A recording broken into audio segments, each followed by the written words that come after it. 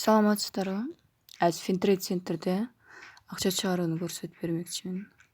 Ал үчүн биз мына текущий счёттогу акчаны басабыз дагы. Вывод дегенди басабыз.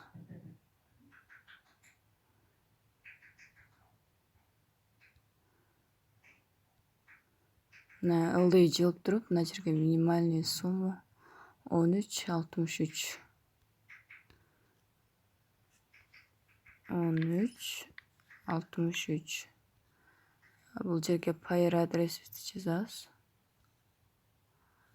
Ал жерден Payer'ди тандайбыз. Минимальный комиссия 2%, минимальный $3 дейт. Мага ошондо $10.63 $3 алып калып, немеге $10.63 чыгарып берет экен. Мүмкүн болушунча баягы 22 же крупный сумма болгондо чыгарыш керек экен. Ар чыгарган сайын эле $3 ала берет экен да, бирок керек болсо айла жок чыгарып кетсейин. Мага керек болуп атат, ошон үчүн чыгарып атам. Ошондой болгондон кийин биз вывести средства дегенди басабыз.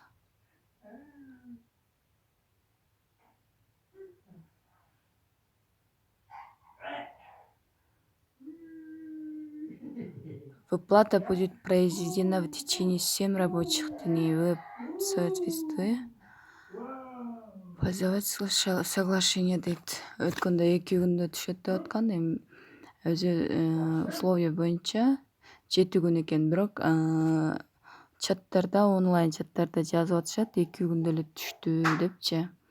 Күтөбүз эми. Мынакей текущий счёттогу баланс алынды.